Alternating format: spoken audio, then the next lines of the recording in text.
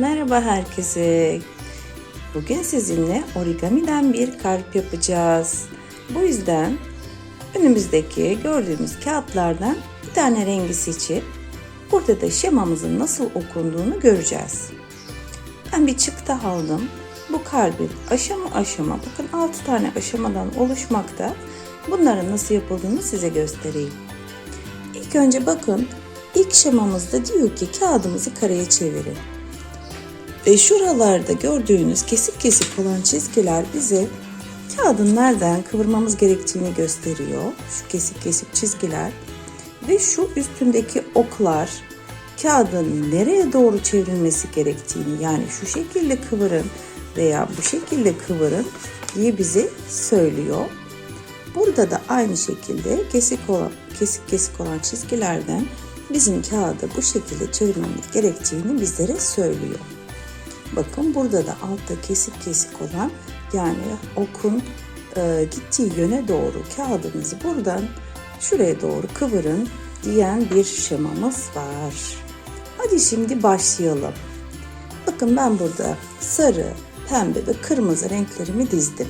Şimdi ben istiyorum ki sizinle daha rahat görmeniz için bu sarı kağıtta bir çalışma yapalım.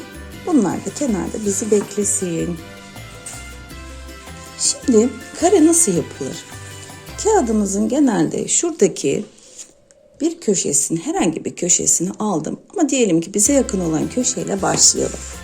Köşemi aldığım gibi, bakın burası çok sivri olacak. Ve kağıdın geri kalan kısmını, kısa olan kısmını biz kağıt boyunca dümdüz gelecek şekilde kağıdımız, bakın. Biz buraya bunu hizaladık. Ve burayı güzelce artık katlayabiliriz. Katladığımız yerde de bakın burası fazlalık. Bu fazlalığı isterseniz makasla kesin. Makası olmayan da şöyle yapabilir. Bakın burada zaten görünüyor izi.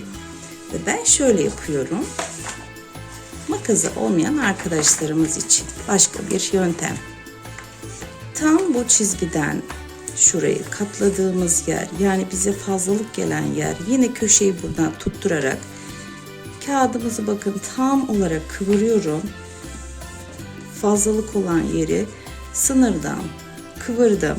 Bu sefer de burayı güzelce yırtabilmem için tırnak uçlarımı bir kere daha güzelce eziyorum. Eziyorum ve ezdim. Şimdi gelin yavaş yavaş yırtıyorum.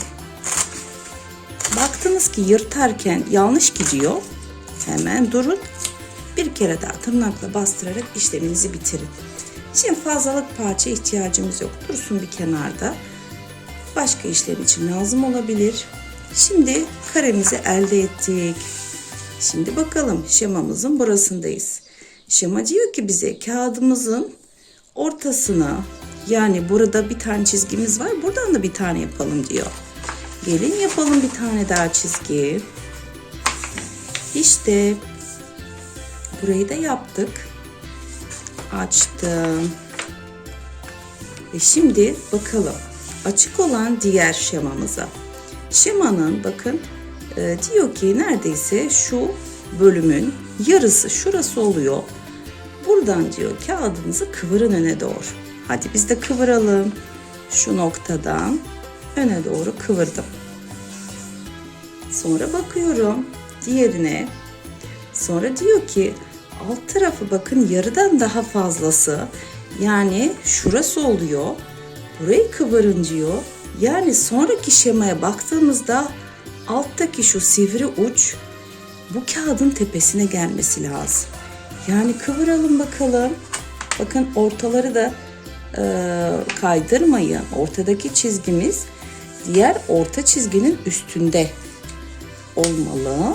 Şimdi katladım. Gördük değil mi? Ve şimdi buraya geçtik. Artık sonraki aşamada aynı şema görünüyor. Şimdi de diyor tam ortada katladığımız çizginin şurası diyor, şuralardan bir kere katlayın içe doğru. Arkadaşlar kağıdımızın ortasından şu kısımdan, bakın burada da azıcık pay olacak şekilde nasıl kıvırıyoruz?